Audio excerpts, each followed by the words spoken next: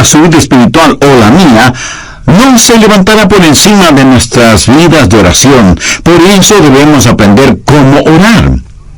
En este pasaje de las Escrituras, Jeremías está en problemas. Y está en problemas por predicar la verdad. Sedequías, el rey, lo ha puesto en prisión. Y ahí en la prisión, Dios misericordiosamente le habla y le invita a orar. Y este es el trasfondo de Jeremías 33:3, donde Dios dice: clama a mí, y yo te responderé. Quiero que note conmigo la orden y mandamiento que Dios dio. No dijo el pedido o la invitación, sino el mandamiento que Dios dio. Le ordenó a Jeremías que orara. Le dijo: clama a mí. Jesús dijo que los hombres deben orar siempre. El apóstol Pablo dijo que debemos orar sin cesar. Este es un mandamiento de Dios Todopoderoso y es quien Dios toma la iniciativa. Dios le dijo a Jeremías: llámame. ¿Alguna vez ha tenido la tarjeta personal de alguien importante con su número telefónico privado y quien se la dio le dijo: llámame? Una vez un presidente de los Estados Unidos hizo eso conmigo. Bueno, me dijo: si puede hacer esto, déjeme saberlo. Esta es mi tarjeta. Llámeme. Y anotó su número telefónico en esa tarjeta. En ese momento no quise que nadie tocara esa tarjeta. Ahora ya no sé ni dónde está. Pero el punto es que si alguien importante le da su tarjeta con el número telefónico personal, eso es un gran privilegio. Y aquí está el Dios Todopoderoso, llegando hasta donde está Jeremías y diciéndole: llámame. Retrocedamos al capítulo 32, verso 17, para ver la clase de persona que hizo esa invitación. Jeremías dice: oh Señor Jehová, he aquí que tú hiciste el cielo y la tierra con tu poder y con tu brazo extendido. No hay nada que sea difícil para ti. Que haces misericordia a millares y castigas la maldad de los padres en sus hijos después de ellos. Dios grande, poderoso, Jehová de los ejércitos es su nombre. Mi amigo, ese Dios es quien dijo: llámame. Él es quien dio su número privado. Jeremías 33:3, y dijo: aquí está mi número privado, quiero que me llames. Es mi invitación para ti. La mayoría de nosotros no podemos sencillamente tomar el teléfono y llamar a los jefesotes en el gobierno, o en los negocios, o en el mundo del entretenimiento. Pero escúcheme, no hay ni uno solo de ustedes que me están oyendo que no puedan hacer contacto con el cielo. Frente a determinadas situaciones, nunca diga que no hay nada que usted pueda hacer, porque sí puede orar. Y la oración no es algo que solo usted puede hacer, es algo que todos podemos hacer. Y porque Dios nos ha pedido que oremos, y porque Dios nos ha invitado a que oremos, y porque Dios nos ha ordenado que oremos, el dejar de orar es un pecado, pero también es una invitación. Y el dejar de orar es un insulto. Y también es un privilegio, y el dejar de orar es una necedad, y también es una oportunidad, y el dejar de orar es una tragedia. Y cuando no oramos, pecamos contra Dios, le insultamos a Dios, nos negamos nosotros mismos ese privilegio y entramos en una tragedia colosal, y sin embargo, fracasamos en orar. Deseo compartir con usted 10 pequeñas lecciones que he aprendido acerca de la oración. No voy a profundizar en ninguna de ellas, porque las comparto con usted como quien está también aprendiendo, no como una persona erudita o graduada en la escuela de la oración. Primero, haga un hábito de la oración. Los hábitos se forman al comenzar una y otra vez aquello en lo que fracasa día a día hasta que la oración se vuelve un hábito. Segundo, elija un tiempo y un lugar para orar. Ahora, no deje de orar a cualquier hora y en cualquier lugar, pero designe una hora específica y un lugar determinado para orar. Tercero, haga de ese tiempo y lugar lo más óptimo para usted. No lea la biografía de alguien quien oraba a una hora determinada por la mañana o por la noche para tratar de imitarlo. Encuentre el tiempo cuando su mente esté alerta, cuando su atención es fuerte. Para algunos de ustedes, eso puede ser después de despertarse. Para otros será después de la primera tacita de café. Para otros será después de que los hijos se han ido a la escuela. Pero lo importante es que usted encuentre el mejor tiempo, porque no hay nada mágico acerca de determinada hora. Cuarto, cuando vaya a orar, equípese. ¿Qué quiero decir con esto? Sencillamente que tenga su Biblia, un cuaderno para notas, lápiz o bolígrafo o esfero, o como usted lo llame, y su material devocional. Para mí sería casi inimaginable el tratar de tener un tiempo de oración sin mi Biblia y un cuaderno de notas. Yo espero que Dios me diga algo. Y si Dios me dice algo, quiero estar listo para anotarlo. Y aunque ya lo he dicho antes, lo voy a repetir ahora. La más débil de las tintas es mejor que la mejor memoria. Quinto, comience su oración leyendo la palabra de Dios. No ore primero para después leer la Biblia. Lea la palabra de Dios y después ore. Lo que Dios tenga que decirle a usted es más importante que lo que usted tenga que decirle a Dios, y su oración será mejor nutrida, avivada, entusiasmada, instruida y guiada cuando usted se hunde en la palabra de Dios. Sexto, aprenda a orar durante todo el día. En 1 Tesalonicenses 5:17 leemos: orad sin cesar. Una de las cosas que me ha bendecido al leer la vida de Dwight L. Moody, quien fuera el Billy Graham de su tiempo, es lo siguiente. Dicho por su biógrafo: nunca hizo oraciones largas, pero nunca pasó demasiado tiempo sin orar. ¿No es eso extraordinario? Nunca pasó demasiado tiempo sin orar. La oración fue para Moody un estilo de vida, y cuando algún asunto surgía, él oraba por eso.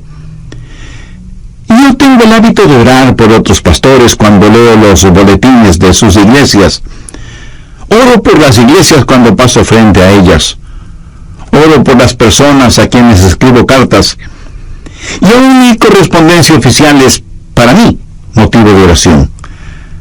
Leo el periódico buscando oportunidades para orar, no solo por las personas que han sufrido alguna tragedia, sino por aquellos que ocasionaron la tragedia. Y a medida que lee su Biblia, pregunte: Señor, ¿qué significa eso? Explícamelo. Hable con Dios. El otro día yo estuve en mi automóvil y le decía al Señor que le amaba, y comentaba con él una hermosa puesta de sol. Estoy seguro que a Él le agrada el que sus hijos aprecien las cosas hermosas que Él ha creado y que se lo digan. Séptimo, mantenga un registro de sus pedidos de oración y de las oraciones contestadas. Yo no hago esto tan bien como otras personas lo hacen. Tengo un cuaderno y escribo necesidades de oración y pedidos por los que he orado. El otro día estuve revisando uno de esos cuadernos de hace 10 o 15 años atrás, y fue una bendición increíble el ver cuántas oraciones Dios ha contestado, por algunas de las cuales ni siquiera lo había agradecido. Amigo, aumentará su fe si mantiene un registro de sus oraciones, lo que solicita, lo que recibe y cuando lo recibe. Octavo, cuando ora, póngase la armadura de Dios. No faltará quien me pregunte: pastor, pero si voy a orar, ¿para qué necesito ninguna armadura? Porque, mi amigo, la oración es una verdadera batalla. Aunque usted no lo crea, toda la artillería del infierno estará en su contra cuando ora. Quiero decir, justo cuando usted va a comenzar a orar, el perro comienza a ladrar, el bebé llora fuertemente, el teléfono suena, alguien llama a la puerta, los niños empiezan a pelear, algo se quema en la cocina y mil y una cosas más, y usted siente que tiene sueño y su mente comienza a divagar, etcétera, etcétera. ¿Necesita o no ponerse la armadura de Dios cuando va a orar? Definitivamente que sí. No. Si usted está solo o sola, ore en voz alta. Hay algo muy especial en orar en voz alta, vocalizando su oración. Por lo menos le ayuda a su mente a no divagar. Si está en un sitio en donde no moleste la privacidad de nadie, ore en voz alta. Ahora, no creo que es una buena idea el orar en voz alta cuando está en medio de una multitud. Alguien pudiera pensar que usted ha perdido un tornillo en la cabeza y pudiera terminar en el manicomio. Ahora, si su mente es como la mía, querrá hacer cualquier otra cosa cuando usted comienza a orar. ¿No ha notado cuán difícil es permanecer enfocado cuando empieza a orar? Y es justo cuando comienza a orar que su mente empieza a pensar, bueno, necesito hacer esto y aquello y lo demás allá. Bueno, tengo un secreto que lo leí en alguna parte, lo puse en práctica y da maravillosos resultados, ya se lo diré. 10. Si la cosa que distrae su atención de la oración es tan importante y está en su mente, ore por eso. ¿Sabe de lo que estoy hablando? Si por ejemplo estoy orando por los enfermos y el Señor me dice, Adrián, tienes que preparar un mensaje, dejo de orar por los enfermos y ese mismo instante oro por el mensaje. Hecho eso, puedo concentrarme en aquello que está en mi mente y que es el punto central de mi oración. Evidentemente, eso es lo que está en mi subconsciente y por lo cual quiero orar. En Mateo 21:22, el Señor Jesucristo dijo, y todo lo que pidiereis en oración, creyendo, lo recibiréis. Pero quiero que vea una segunda cosa. He hablado del mandamiento de orar. En Jeremías 33:3, Dios dice, clama a mí. Ahora, con el mandato quiero que note la confianza y la seguridad que viene con esa orden. Clama a mí y yo te responderé. Ahora, ¿es esa la verdad o no lo es? Es la verdad. El Dios Todopoderoso ha dicho, y yo te responderé. Eso da confianza, seguridad. Y sea que usted lo entienda o no, es la verdad. Dios responde cuando clamamos a Él. Dios contesta nuestras oraciones. Es promesa de Dios que cuando le pedimos una oración creyendo, Él nos contesta. Suponga que usted envió una carta al presidente de su país quejándose de alguna cosa. Ahora suponga que el presidente, en verdad, lee su carta. Sí, claro. Menos mal que solo estamos suponiendo. Unos días después de que usted envió su carta, llaman a la puerta de su casa y cuando usted abre la puerta, se encuentra frente a frente con el presidente. Usted se queda sin habla debido a la sorpresa y más aún cuando su presidente le dice, recibí tu carta y vengo a darte una respuesta personalmente. Y como esto más bien suena a ciencia ficción, recuerde que solo estamos suponiendo. Ahora deje de suponer. Dios mismo ha dicho, yo soy el que personalmente voy a contestarte. Y cuando Dios nos contesta, Él lo puede hacer de 4 maneras. Primero, su respuesta puede ser específicamente entregada. Usted como yo hemos pedido a Dios cosas específicas y las hemos pedido y las hemos recibido tan instantáneamente, tan milagrosamente, tan realmente, que nadie puede convencernos de que eso no fue una casualidad o una coincidencia. Creo que todos oramos en forma general, pero aquellos que hemos caminado este sendero por largo tiempo, hemos orado y hemos recibido respuesta específica e inmediata. Segundo, a veces la respuesta puede ser estratégicamente demorada. O sea, Dios no siempre contesta en forma inmediata. Eso no significa que no vaya a contestar. Dice la palabra de Dios en Isaías 30:18, por tanto Jehová esperará para tener piedad de vosotros. Y con Dios el momento apropiado es más importante que el tiempo. Por lo tanto, su respuesta puede ser estratégicamente demorada. Tercero, su respuesta puede ser significativamente diferente. Usted puede pedir a Dios algo, y Él le dará algo mucho mejor. El apóstol Pablo en 2 Corintios capítulo 12 dice que tenía un aguijón en la carne y le había pedido a Dios que lo removiera, que le quitara ese aguijón, pero Dios no lo hizo. Sin embargo, Dios contestó la oración de Pablo no dándole lo que el apóstol le pedía, sino otorgándole algo mucho mejor de lo que había pedido. ¿Qué pudo ser mejor que quitarle el aguijón en la carne? Una sobreabundante gracia.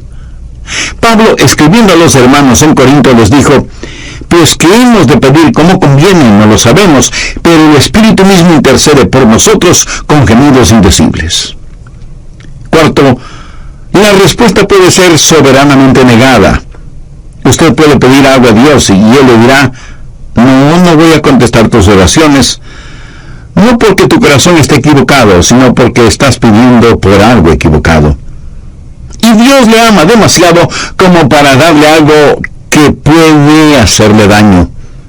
Dios le ama de tal manera que este mismo momento está abriendo la oportunidad para que usted, si aún no es un creyente, haga una decisión por Jesucristo ahora mismo. Usted, amigo, pudiera ser un importante ejecutivo. Usted, amiga, pudiera ser una hábil empresaria. No importa quién sea usted o dónde esté. Si no tiene la seguridad de su salvación eterna, no necesita ser un científico para saber que su condenación será eterna, independientemente de lo que usted crea al respecto. En el programa anterior compartí con usted 10 pequeñas lecciones que he aprendido acerca de la oración. Primero, hay que hacer un hábito de la oración. Segundo, hay que elegir un tiempo y un lugar para orar. Tercero, hay que saber optimizar ese tiempo. Cuarto, hay que equiparse para ir a orar. Quinto, hay que leer la palabra de Dios antes de orar. Sexto, hay que saber orar durante todo el día. Séptimo, es bueno mantener un registro de oraciones pedidas y contestadas. Octavo, para orar hay que ponerse la armadura de Dios. Noveno, si usted está solo o sola, ore en voz alta. Y décimo, si lo que le distrae de la oración es importante, ore por eso. También vimos que cuando Dios contesta, lo puede hacer de 4 maneras. Primero, su respuesta puede ser específica e inmediata. Muchos de ustedes, así como yo mismo, a veces hemos recibido respuestas inmediatas a nuestras oraciones. Segundo, su respuesta puede ser estratégicamente demorada. Dios no siempre contesta en forma inmediata. Su respuesta puede demorar, pero siempre será en nuestro beneficio. Para Dios, el momento apropiado es más importante que el tiempo. Tercero, su respuesta puede ser significativamente diferente. Dios le puede dar algo totalmente diferente de lo que usted pidió, pero siempre será algo mucho mejor de lo que fue su pedido. Cuarto, su respuesta puede ser una negativa soberana. Cuando Dios no contesta su petición, no es porque necesariamente haya pecado en su vida, sino porque su petición está equivocada. Y Dios jamás le dará algo que pueda dañarle, no importa con cuánta intensidad se lo pida. Por ejemplo, una jovencita cristiana puede enamorarse apasionadamente de un joven no creyente, carnal y mundano, pero ella, cegada por lo que cree es amor, le pide a Dios que le dé a ese joven por esposo. No le pide a Dios que el joven se convierta. Dios, para protegerla, le niega su pedido. Ella, de todas maneras, se une a ese joven y esa es una receta segura para un fracaso matrimonial y espiritual. Yo creo que todos nosotros agradecemos a Dios por las oraciones contestadas, aunque debo admitir que muchas personas ni siquiera le agradecen a Dios por haberles contestado positivamente. Permítame decirle lo que yo he hecho. Le he agradecido a Dios por las oraciones no contestadas. ¿Usted alguna vez lo ha hecho? Ruth Graham, la esposa de Bill Graham, alguna vez dijo: le agradezco a Dios por las oraciones no contestadas. Si Dios hubiera contestado cada una de mis oraciones, cuando le pedí algo, 5 veces me hubiera casado con el hombre equivocado. Y siempre estamos orando, pidiendo cosas. Señor, esto es lo que quiero. Señor, ¿puedes hacer esto por mí? Y Dios dice, no sabes lo que estás pidiendo. Y pienso en algunos personajes bíblicos que pidieron a Dios que les quitara la vida cuando se vieron frente a dificultades. Moisés fue uno de ellos. Elías también le pidió a Dios que le matara. Y Jonás hizo la misma petición. Nosotros estaríamos ya hecho polvo si Dios contestara todas nuestras peticiones. Clama a mí y yo te responderé. Y la respuesta de Dios puede ser sí, no, te daré algo mejor o espera. ¿Qué he compartido con usted hasta este momento? La orden o mandato, la confianza o seguridad, y finalmente veamos la conquista. Clama a mí y yo te responderé y te enseñaré cosas grandes y ocultas que tú no conoces. Dios se ha revelado a sí mismo como un Dios que puede hacer lo que desea hacer. Veamos nuevamente Jeremías 32:17. Oh Señor Jehová, he aquí que tú hiciste el cielo y la tierra con tu gran poder y con tu brazo extendido. No hay nada que sea difícil para ti. Vamos un poco más adelante, hasta el verso 27, en donde Dios presenta sus credenciales, por decirlo de alguna forma. He aquí que yo soy Jehová, Dios de toda carne. ¿Habrá algo que sea difícil para mí? En otras palabras, Dios está diciendo que, siendo como es todopoderoso, Él puede hacer aún aquello que desde nuestro punto de vista humano es imposible hacer. Conozco personas que tienen dificultad para creer en milagros. Los científicos, por lo general, y con las debidas excepciones, se identifican como ateos o a lo sumo agnósticos. Y pregunto, ¿cómo nadie puede tener dificultad con los milagros si cree en la creación? Si usted puede aceptar Génesis 1:1, de ahí en adelante, todo es más sencillo de creer. La gente habla mucho de las leyes de la naturaleza y realmente no saben de lo que están hablando porque no existe tal cosa como leyes de la naturaleza. Lo que sí existe son las leyes de Dios que la naturaleza obedece. Dios no obedece las leyes de la naturaleza, es la naturaleza la que obedece y con exactitud las leyes de Dios. De paso, bien vale la pena mencionar que la naturaleza obedece mejor las leyes de Dios que los humanos, aunque somos los humanos los que nos hemos puesto la etiqueta de ser inteligentes. Dios lo creó todo, y lo creó como quiso crearlo. Jamás piense que Dios tuvo necesidad de nombrar varios comités de ángeles, serafines y querubines para que le asesoren en cómo debía crearlo todo. Si tal hubiera sido el caso, a lo mejor nada existiría, porque usted sabe cómo marchan las cosas cuando están de por medio los famosos comités, ¿verdad? Pero no permita que nadie le diga que la época de los milagros ya pasó. En Génesis 18:14 encontramos una muy interesante pregunta. ¿Hay para Dios alguna cosa difícil? Mi amigo, el problema no es con Dios y su habilidad. Anota el margen Mateo 17, los versos del 19 al 21. Viniendo entonces los discípulos a Jesús aparte, dijeron, ¿por qué nosotros no pudimos echarlo fuera? La referencia es que ellos habían tratado de sanar a un joven lunático o poseído por el diablo, pero no habían podido hacerlo. Cuando Jesús intervino, sanó de inmediato al joven. Eso motivó que ellos preguntaran a Jesús, ¿por qué nosotros no pudimos echarlo fuera? Jesús les dijo, por vuestra poca fe. Porque de cierto os digo que si tuvierais fe como un grano de mostaza, diréis a este monte, pásate de aquí y allá, y se pasará, y nada os será imposible. Subraye esa última frase, nada os será imposible. Pero este género se refiere a la posesión demoníaca. No sale sino con oración y ayuno. En otras palabras, Jesús les dijo: la razón por la que mi Padre no les contestó no es porque no tenga la habilidad para hacerlo, sino debido a la incredulidad de ustedes. Porque si tuvieran fe aún del tamaño de un pequeño grano de mostaza, podrían decir a un monte: quítate del camino, y se quitaría. Amigo, la más pequeña cantidad de fe es mucho más grande que la más grande dificultad. Dios le dijo a Jeremías: clama a mí y yo te responderé, y te enseñaré cosas grandes y ocultas que tú no conoces. Yo creo que la idea aquí es algo que usted nunca ha visto, o algo que ni siquiera puede imaginarlo.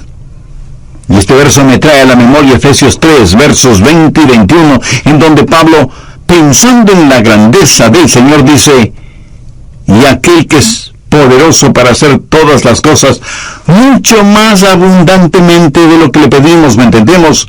Según el poder que actúa en nosotros, a Él sea gloria en la Iglesia en Cristo Jesús por todas las edades, por los siglos de los siglos. Amén.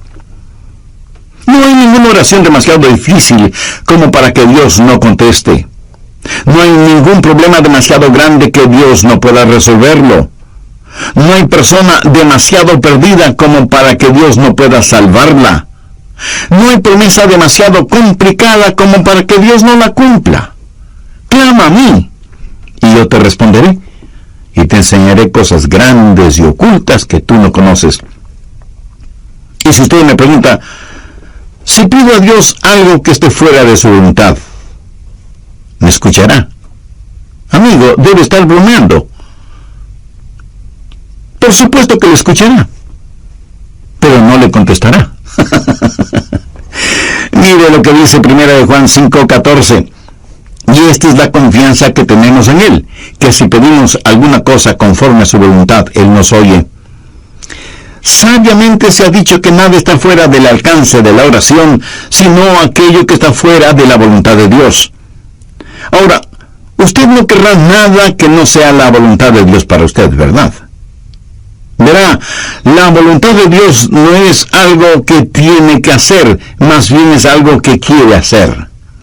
La voluntad de Dios es lo que usted quisiera para usted mismo, si tuviera el suficiente sentido común para quererlo. Dios le ama. Recuerde que la única cosa que está fuera del alcance de la oración es aquello que está fuera de la voluntad de Dios. Pero para Dios no hay problema demasiado grande, ni promesa demasiado difícil, ni personas demasiado perdidas. No hay nada que Dios no pueda hacer. De hecho, al mirar este versículo en Jeremías: clama a mí y yo te responderé, y te enseñaré cosas grandes y ocultas que tú no conoces, está en realidad dentro del contexto de problemas nacionales. ¿Acaso usted no tiene un inquieto sentir acerca de todo lo que está pasando en el mundo de hoy? Dios le está diciendo a Jeremías: mira, Jeremías, todo está bajo control. Ahí está Babilonia. Ahí está el cautiverio. Todas estas cosas van a suceder. En el capítulo 32 de Jeremías, desde el versículo 36, Dios le dice a Jeremías qué es lo que va a pasar, y comienza a hablar acerca de sus planes para Israel, del cautiverio en Babilonia, del regreso a la tierra, del venidero reino de Cristo, y luego le dice a Jeremías: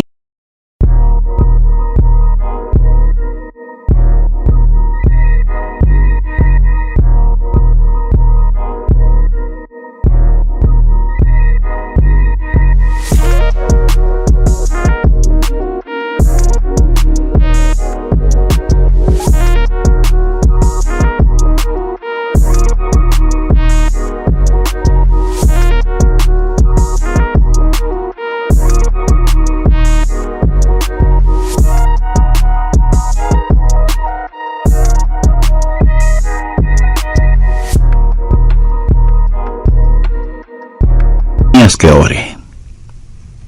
En la oración nos unimos con Dios en regular las naciones y operar el universo. Y yo realmente no entiendo esto, pero Dios ha dicho lo que va a hacer. Y nada de lo que nosotros hagamos podrá detenerlo. Y sin embargo, se nos dice que debemos orar para que venga su reino. Sabemos que un día vendrá, pero se nos dice que debemos orar. Preparando este mensaje acerca de la oración, no pude dejar de pensar qué arma es la oración en tiempos de calamidad nacional o en tiempos de cualquier clase de calamidad. Varios países del mundo tienen ya cohetes con cabezas nucleares, teledirigidos, y que dan en el blanco con precisión absoluta. Hay cohetes que pueden ser disparados desde la superficie de la Tierra, desde las profundidades del mar o desde las por mí. Veamos el verso 20. Mas no ruego solamente por estos, sino también por los que han de creer en mí, por la palabra de ellos. Ahí usted puede poner su nombre, o yo puedo poner el mío. Usted puede comenzar a orar ahora si es que tiene niños pequeños en su hogar, por las personas con quienes se casarán. Haga una oración de detonación retardada, sabiendo que dará en el blanco. ¿Sabe qué es lo mejor de todo esto? Que Satanás no tiene ninguna defensa contra nuestros cohetes espirituales. Tampoco existe un cohete contra la oración. Dios dice, clama a mí en tiempo de problemas, en tiempo de calamidades, y yo te escucharé. Amigo, yo no estoy haciendo esa promesa. Es la promesa de Dios en Jeremías 33:3. Clama a mí y yo te responderé y te enseñaré cosas grandes y ocultas que tú no conoces. Cosas que son mucho más abundantemente de lo que pedimos, ¿lo entendemos? Mi anhelo es que en su corazón usted pueda decir, Señor, enséñame a orar. No, enséñame cómo orar, sino sencillamente, enséñame a orar. Necesitamos orar. Le agradecería que usted ore por mí, para que mi oración pueda ser más estratégica. No quiero ser un hipócrita acerca de la oración y pedirle que haga algo que yo no lo haga. Profundicemos en nuestra vida de oración y agudicemos nuestro enfoque. Vivimos en días tenebrosos y los hijos de Dios necesitamos orar. La forma de orar es tener la capacidad de decir, Padre, nuestro Padre. Pero Dios no puede ser su Padre, a menos que usted haya nacido en la familia de Dios. Y para eso, la Biblia dice que hay que nacer de nuevo. Cuando usted recibe a Jesucristo como su Salvador y Señor, ese momento Él se vuelve su Salvador, su mediador entre el hombre y Dios el Padre. Cuando lo recibe, usted nace en la familia de Dios y puede orar en el nombre de Jesús. El mismo Señor Jesucristo dijo, si algo pidiereis en mi nombre, lo haré. Pero usted no puede pedir nada en nombre de Jesús hasta que le haya recibido como Señor y Salvador. Si usted todavía no es salvo, puede serlo este mismo momento. Puede tener esa seguridad ahora mismo. Y si entre quienes me están escuchando hay alguien que no conoce a Cristo en forma personal, donde quiera que usted esté, quien quiera que usted sea, Cristo está esperando su invitación para entrar en su corazón y darle vida eterna. La Biblia dice, cree en el Señor Jesucristo y será salvo. Crea que Él es el Hijo de Dios que pagó por sus pecados, derramando su preciosa sangre en la cruz del Calvario. Crea